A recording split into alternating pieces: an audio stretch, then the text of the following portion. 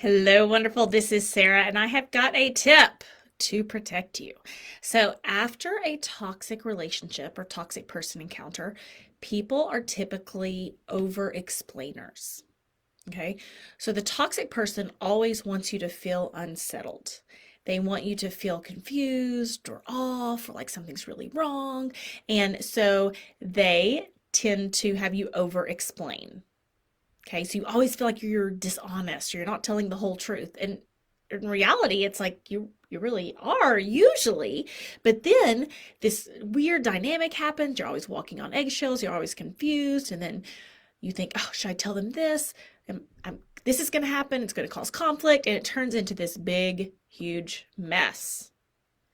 And then if you get into another relationship, you also tend to over explain or always feel like you're doing something wrong. Okay. So I have something to help with this: wartime rules and peacetime rules.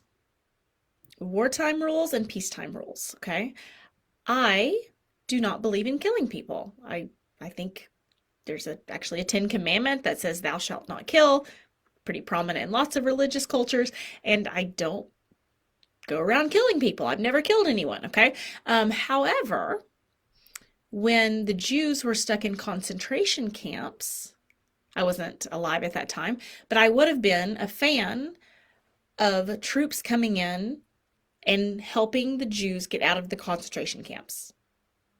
Okay? Even if they had to kill some German guards or Nazis to create that peace for the Jews.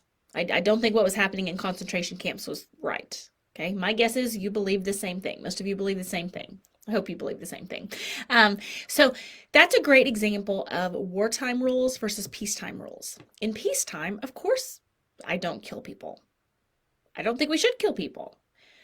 But in wartime rules, if there's someone really being damaged or captured or trapped, like we saw in World War II, that's concerning to me.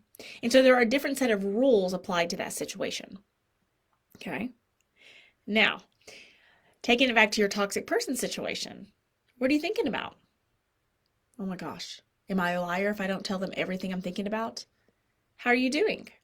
Oh my gosh, am I a liar if I don't tell them what I'm thinking? Even where have you been? Maybe you went to see a lawyer, or you were at a therapy appointment that you were trying to hide, and they say, where have you been? And you think, oh, am I dishonest if I don't tell them? Okay. Or if you're making plans to leave or quit or move out, and they say, what have you been doing? Am I being a liar? Because I have so many women come to me and they're good, kind, loving, forgiving, conscientious. And then they come to me and they're like, oh, I was lying. I was lying about something. I'm a liar. And I'm like, what? No, you were in a situation that involved safety, emotional, mental, physical safety sometimes. And I believe in cases of mental, emotional, and physical safety that there are different rules required. I don't think it's lying if there's an unsafe person that you don't give all your information to. If it's an unsafe stranger, you wouldn't feel like, oh, hello, little girl, where do you live? I would not tell my daughter to tell a stranger where she lives or all her information. I don't think that makes her a liar. I think that makes her wise. And in my book, Becoming Toxic Person Proof, as I'm walking through people through the Wondrous Woman program, I see it all the time. They have this overstimulated guilt process because of the toxic person, because of walking on eggshells, because of always being made to feel like everything was their fault.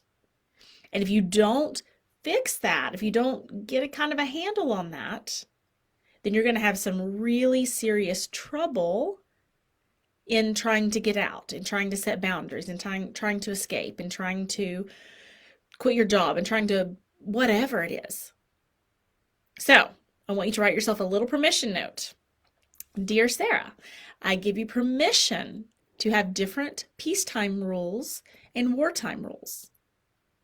I give you permission to be honest, and sometimes being honest means not giving all the information to people who have already proven themselves unsafe or who are potentially unsafe. Okay. And I know that has been really incredibly helpful for so many of the women in my Wonder Woman program. And I want to work with people who have been kind and had their kindness used against them. So I still want you to be kind and honest and truthful and wonderful and conscientious and all those things. But I also want you to be safe. And I know this tip will help you do so and help you on your journey to being toxic person proof.